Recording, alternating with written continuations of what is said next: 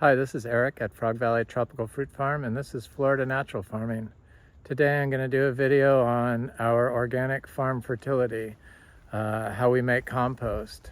And we naturally farm everything here. And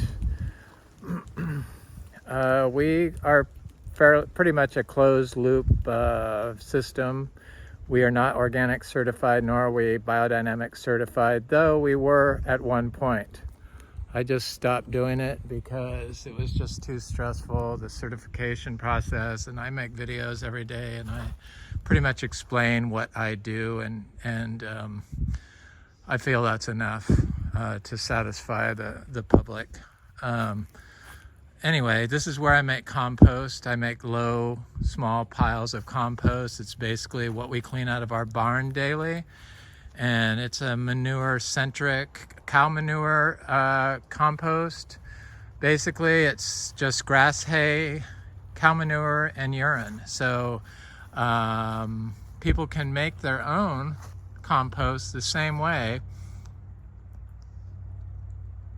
by buying, sorry, I got hay in my mouth, by buying coastal Bermuda hay, which is in most cases able to be organic certified. You can use it to be for making compost and still be organic certified, because it's the cheapest hay there is in Florida, and it's just too cost prohibitive for them to apply fertilizers and herbicides and stuff to it. So they figure it's like the safest source, and there's got to be one safe source of a non-polluted input available, and it turns out it's the cheapest thing generally. Here's a buttercream mango that's like covered in flowers. Buttercream has been a tree that has produced year-round for us here at Frog Valley Tropical Fruit Farm. We dry farm everything. We try to grow as close to natural as possible, and we just do tiny little inputs daily of micro compost piles, and I try to put them near every tree. So I tried to put one near all my mango trees. There are rules against applying fresh manure, and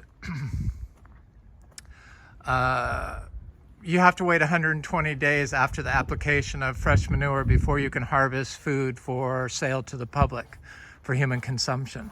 Though I've never had any issues with salmonella or E. coli, and I eat all the fruit. I eat food that's got manure applied to it the next day. The E. coli and the bacterias don't generally go into perennial fruit trees. Here's a fruit punch mango that did a bloom and didn't set a lot, but it's doing another bloom, I could see. And this is a Venus mango that is covered in bloom. And we get a lot of fruit set here on our mangoes. Most of our mangoes are only going to be 4 years old this year. So they're very young.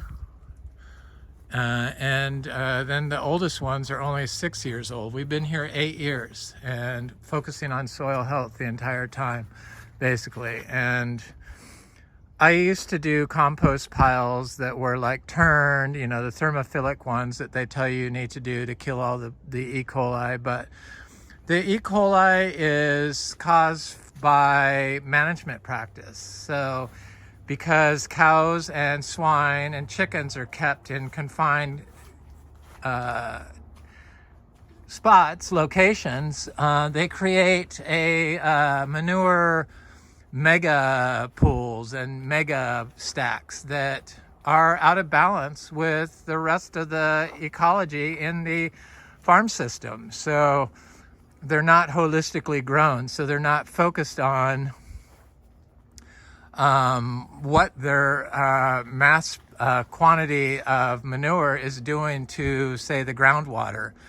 And when you raise animals like that in an unnatural way, they get all kinds of disease issues. So a lot of the problems with with the, they say from applying long-term use of applying manures is caused by heavy metals in the manure. But the heavy metals are coming from the management practices that they do. So in beef cattle, they use copper dips for their feet. So that is putting a heavy metal into the manure, because when they scrape the manure off the surface of the ground and they like wash the floor out and then put it into slurries, it's highly concentrated in copper from that. Also, they use mineral supplements in cows. Everyone does. When you're biodynamic, they don't allow you to use mineral supplements. You have to rotationally graze your cow strictly on grass and feed it strictly grass. That's how they make you do it. That's one of their farm standards. That's why biodynamic is probably superior to biodynamic food is definitely far superior health-wise and health context than organic, because organic allows you to use plastic mulch, they allow you to use minerals, and they allow you to use lime and a bunch of other stuff that biodynamics just doesn't allow. And so another way that the heavy metals get into the manure from management practices is zinc. So they use zinc supplements for swine to prevent diarrhea in piglets. And so that's a heavy metal that winds up in the soil from the manure and in the slurry pits and goes into the ground. Then there's, what else is there? There's cadmium. Cadmium and arsenic is a big problem with manures. But the cadmium is coming from the superphosphate, the potash. And what else does it come from? I'm trying to think here. So the potash, the superphosphate fertilizers, the liming agents, that's where it comes from. So they feed cattle calcium carbonate. It's a supplement in their feed. So that's a liming agent that is high in cadmium and lead and zinc. Also, micronutrients that people buy to use on their plants are high in heavy metals. So they apply these fertilizers, these artificial fertilizers that are high in heavy metals. And not only are they high in heavy metals, but they're also high in forever chemicals. Probably due to the plastic containers that they use to apply the fertilizers, the herbicides and the pesticides. They come from the plastic containers from the fluoride treatment, the fluorination or some process they use, a polymer that fluoride gas that they use is what it comes from. So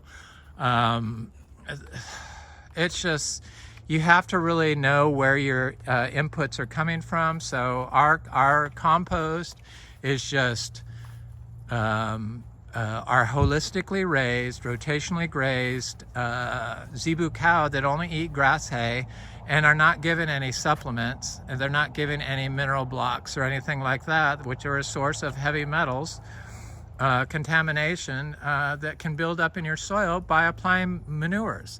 So a lot of people have asked, well, what about black cow? And I looked online, and there's YouTubers that use black cow input. That's that bagged cow manure. You would think that would be good, but it's probably not very good because of the heavy metals from the industrially grown cows that manure comes from. And it is banned for use in organic, for organic certification. So it does work, but I looked online to see where you could get cow manure, but nobody says how they grow the cows. Nobody says where it comes from. I saw that you could buy 25 pounds of cow manure in a large priority mailbox, or not 25 pounds, $25 for a large box of priority mail, which costs like $15.20 or something. I don't know exactly at the moment, but it's like $15. So it's $40 for a box of cow manure.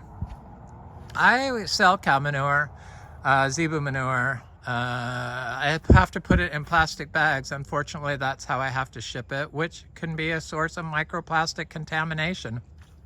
But at least it's cleaner than other people's source, and I'm more than willing to sell a large box of manure for $20. If anybody's interested, you could get my information on my YouTube channel. I was just looking at my cacao here, and it's looking so nice. We've been getting lots of rain, and it looks really good. Got lots of fruit on that tree, and we're gonna get into the 30s this week. So I'm curious to see what the durian does. I know the cacao will be fine because this tree has actually held fruit at 31 degrees Fahrenheit to full ripeness, this particular tree. And I know it doesn't get affected by it, which goes against what everyone says, but we focus on the biology in the soil and the soil health, and we totally look at everything, where our inputs come from. You have to know where your inputs come from. It's just like food today. You have to know where it's being grown and how it's being grown, and the only level of security you have is biodynamic certified, knowing your farmer, or organic certified. And unfortunately, organic certified is probably the least safe place, because they do allow plastic mulch, which puts microplastics directly into the soil, which goes directly into the food. And a lot of people think that the cows eating the downstream, because it's been processed by grown in the, the pollutants are grown in the feed, and then the cows process it, and then they eat the meat. They think that that's safer, but no, it just means that the pollutants are more chelated to be and more readily able to be uptaken into humans when they consume the polluted food. So there's so many people that eat meat diets now that are carnivore diets, and they don't pay attention to where their meat's coming from. I believe that grass-fed meat without mineral supplements, or without people liming the fields, there's natural inputs, is probably okay. But the meat today is not the safest place to put your future health at as security.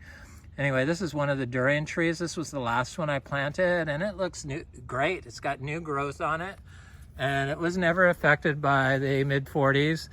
And supposedly they drop all their leaves at mid-40s, but that's not the case here in our Zone 10A in Florida, in Vero Beach.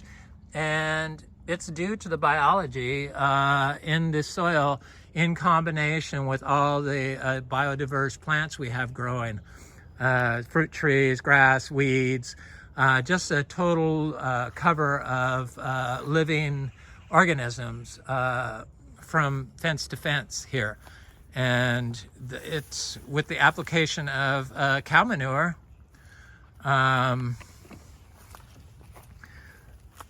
it's full of biology, which puts the biology in the soil. So it's just a really good input. I found that it's probably the only thing I needed to know was to use holistically grown cow manure in combination with the living orchard floor to grow tropical fruit trees. And y'all want to do the same thing, and you have small yards and you don't know where to get cow manure. Well, you can just, I will sell cow manure, $20 for a large box. It's not cheap, but it's probably enough for a typical yard if you do it, twice a year. And it's a lot cheaper than buying bagged fertilizer and bagged compost. A lot of the bagged compost has is from municipal waste, which is full of forever chemicals. I'll do a link to a well-known organic compost maker that polluted all the wells around them by using municipal food scraps and waste to make their compost. It ended up making a forever chemical Superfund site out of everyone's wells around there, and now they have to pay for water. So I'll do a link to that in the reference section. So you could get hay delivered, coastal Bermuda hay delivered directly to your farm, to your house, from your local feed store. In Florida, they do it. They deliver. They charge you a fee, but you could get 4 bales and they'll deliver it. Or you could buy one of those hay cover bags and buy a bale of hay and put it inside one of those things and zip it up and then put it in your car. I would never put a bale of hay in my car, ever. So if you're going to do that, I would suggest buying one of those covers, or just so the hay doesn't, because once it's there, you can't get rid of it. It's just like a mess in your car. So I don't suggest that, but they do deliver coastal Bermuda, and it works. And you could buy the manure and you could add that. So coastal Bermuda hay is like $10 for a bale of hay, $20 for a box of manure, plus $15 shipping. That's $45 now. And then you could put a cup of milk in there, and then just make small piles of compost next to your tree. And then use your food scraps and stuff, which, if they are organic, probably contain some forever chemicals because of the plastic mulch that they use in organic farm systems for vegetables. But I would not buy Black Cow, and I would not buy compost that comes in plastic bags. They are a source of microparticles of plastic, and probably a source of forever chemicals in the compost you buy. Plus, you don't know the true source of their compost, because organic does allow you to use non-organic substances to feed cows, and then you can use the manure for your fertility and call it organic, which it's probably not organic, because they've probably been fed mineral blocks, or not biodynamic, I guess is what it probably is. Got black sapotes. I got a bunch of seeds. It's starting to rain. It's been raining here like crazy. And I got all these seeds I want to plant. I got 50 seeds of black sapotes. I'm going to go around and plant those. I want to get them in the back. Try to get them done. I'm hoping this rain stays away until I get done with this video. It looks like it's going to stop. I want to check this tree to see if we have any fresh madruno fruit on it, and it does look like there's one ripe one on there. Yay! I'm gonna pick this one. It's close enough. It's a sour fruit anyway. It's got a little green on there. Yeah, you could wait for it to get all yellow, but it ain't gonna sweeten up any. And I found the longer you leave them on the tree, these Garcinia madrunos, the less likely they are to be as juicy. And you can leave these on the tree and they will turn brown and still stay on the tree. So you don't have to worry about them falling off. This produces year-round, this Garcinia madruno. It just is a tree that keeps giving and giving and giving. It's the only tree here, Garcinia, that has never stopped this in 2023. I give it lots of manure. This is a daily pile of my manure. I'm not selling this fruit to the public, so I gave this to this tree. I let people taste this fruit when they come by, and usually I give them a seed. I just refuse to charge $40 a fruit like Miami Fruit does for the Garcinia madruno. I'm not going to be that person. I've got like probably, I don't know, 30 or 40 trees of this growing now, so eventually we'll have enough where we could offer it for inexpensive. So that's my daily manure, and it's, you know, hay and grass-fed cows that are not given mineral supplements, and grains. And grains are a source of heavy metals. So all this manure that goes, even if it's organic, is a source of heavy metals. Because they put lime on the soil, probably, is one of the reasons. And because they allow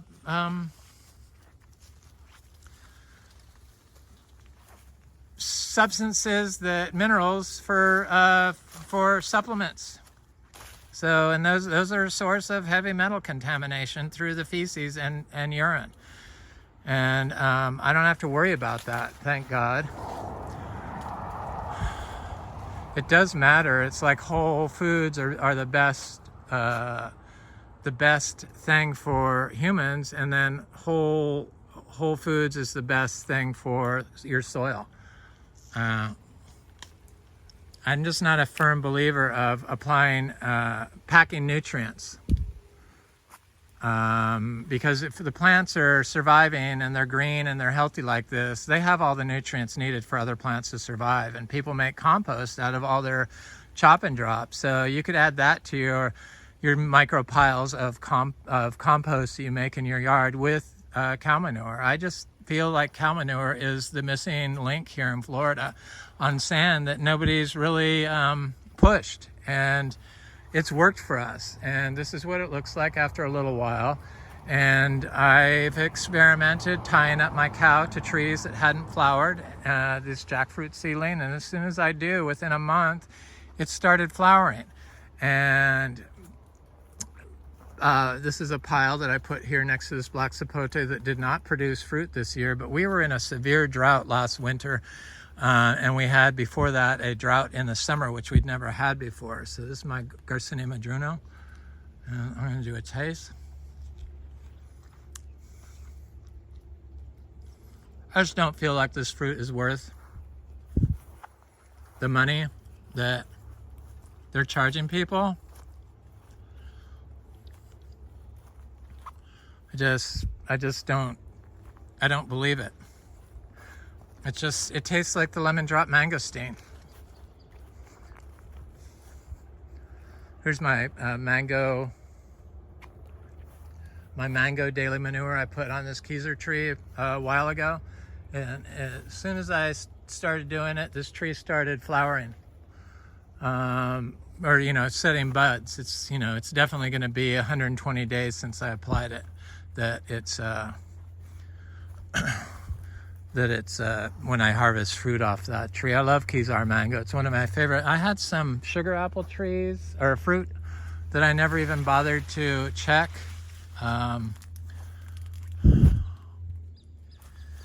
And I'm kind of pissed at myself because there was quite a bit of fruit, and now I don't see any of the fruit. It looks like it must have fallen off. Such problems having a tropical fruit farm, huh? It's kind of crazy. It's a non-problem. It's a little Adamoya seedling.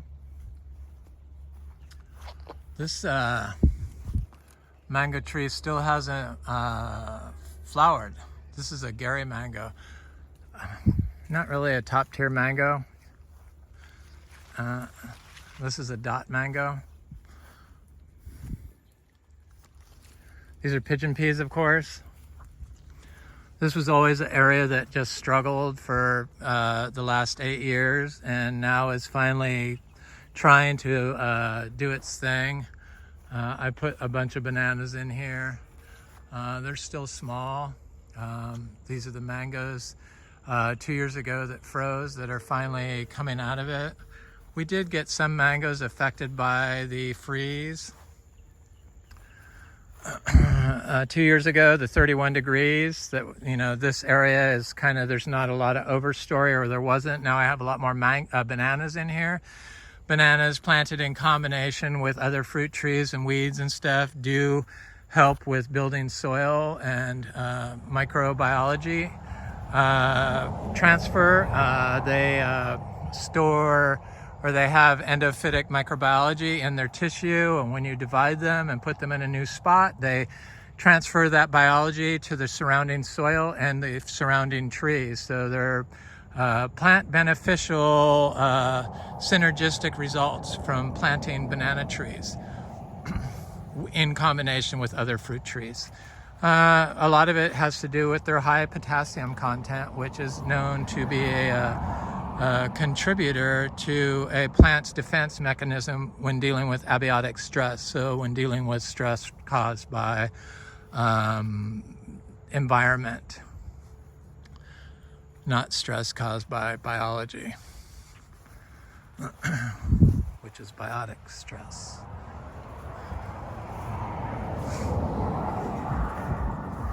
Yep, it's looking good through here, I must say. I'm gonna put some of these black sapotes in here, seeds, just because you can never have too many plants. There's one of my little rabbit friends, the rabbit people. They can really do a damage on young seedlings, but I'd rather have rabbits than not have rabbits. And I'm so happy we have two different types of rabbits, the little hares, the marsh hares like this. They're so cute. And then we also have the cottontails. Right, little bunny? You're so cute. Come on, I have to walk this way, so there you go. I have a pitamba planted here. It's not my favorite fruit, so I never talk about it. I've had fruit off of it. They're okay. I just don't really care for the flavor that much. Tastes like a dried apricot. I mean, they're okay, but they're soft, and if you don't catch them right away, they'll just drop off. And I never checked it, so hence they dropped off, and I never picked them. Gonna look at that little green, red Adamoya I planted in here. I transplanted in here because it was struggling in the location it was at. And I knew it had this banana here and it had this healthy sugar apple, so I planted it right next to the sugar apple. And these are all new leaves. It looks really good. This is a big Geffner Adamoya right here that gave us fruit this year. So it's a nice looking tree. Just when trees start to look good, especially of the annonas, it's good to plant other annonas in that area because they will do good also. At least that's what I have found. In combination with soil health, you have to add, we have to add the cow manure in order to get fruit production. We have a place where I've been dry farming for 12 years, mangoes, sugar apples, Adamoyas, macadamias, wax jambus, Java plums, citrus, and we don't get fruit production there, but I don't apply compost. Or I applied compost once and it fruited for a couple years, and then it hasn't fruited since then. So I'm some fruit. Our sugar apples produce a little bit of fruit. So these are our black sapotes that none of them have been going to waste. I've been eating them every day. And this is a Bernicade black sapote. And people have been coming by here and getting fruit. So I've been make sure and pick all the fruit because I don't want any of it to go to waste. Plus I've been picking some and eating black sapote daily. I love it. It is a good fruit.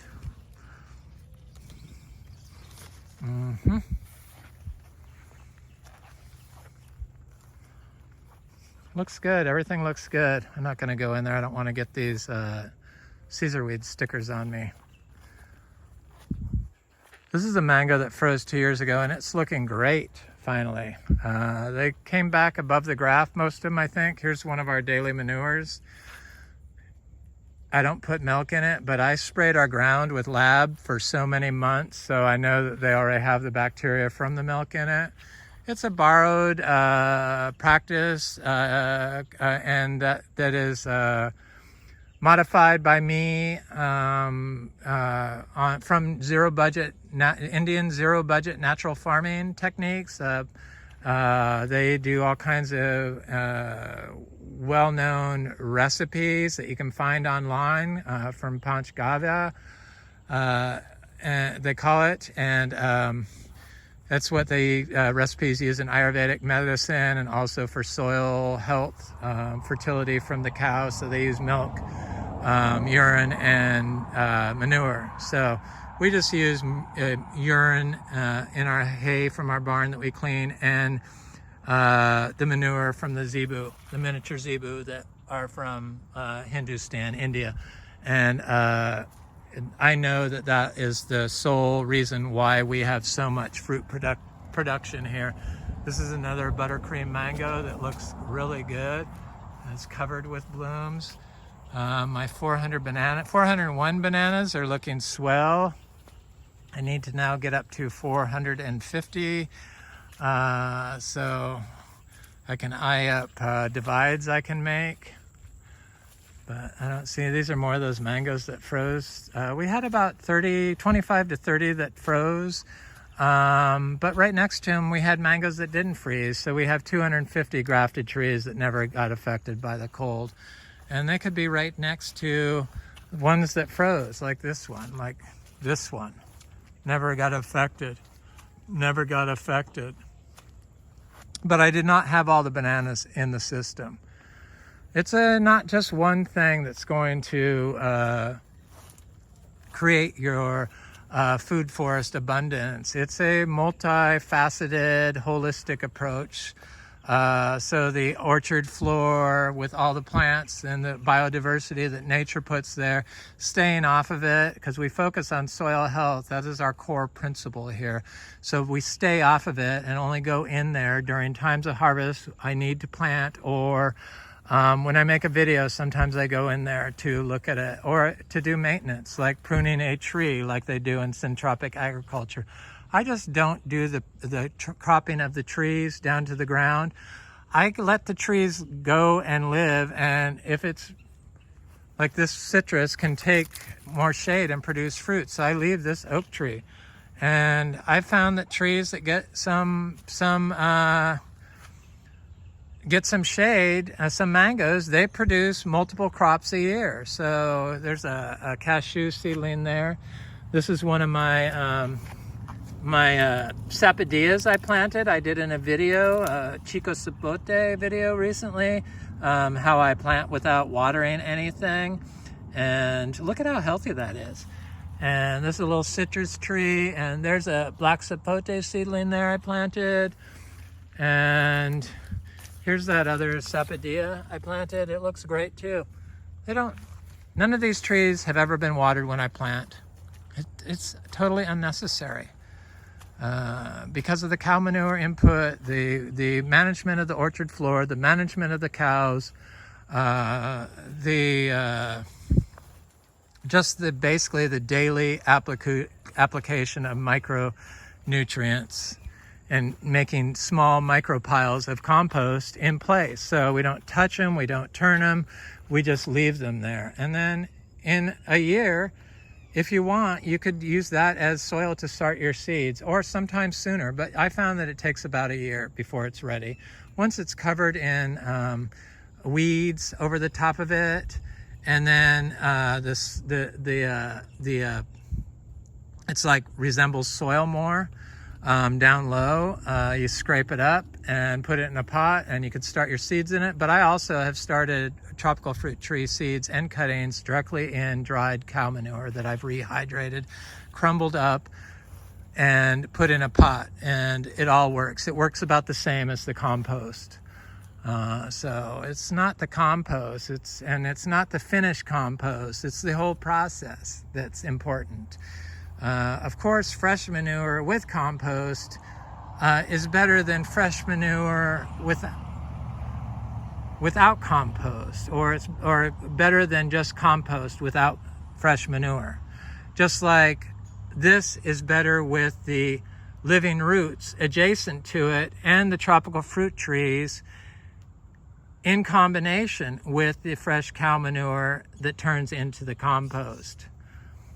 We used to apply compost because biodynamic makes you apply compost, but I found that the whole process of the fresh manure changing into compost has greatly benefited our entire system and is responsible for carbonation, mineralized carbon aggregation of our soil, and it works, and it's amazing. It just is really freaking amazing what happens.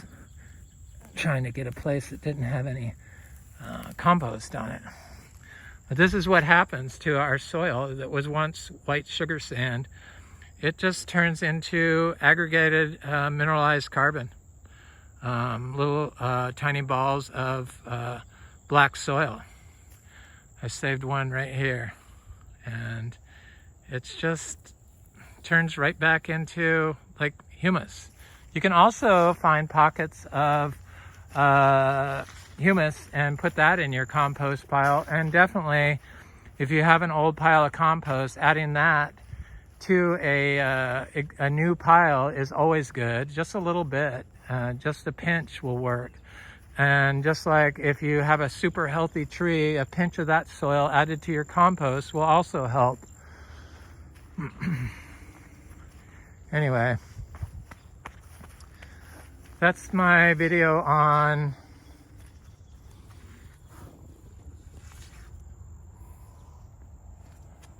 how we make compost, and how you too can make compost, and how beneficial it is for soil and soil health and soil building, and how cow manure really is a beneficial ingredient, and it does not in itself apply heavy metals to the soil after long-term use.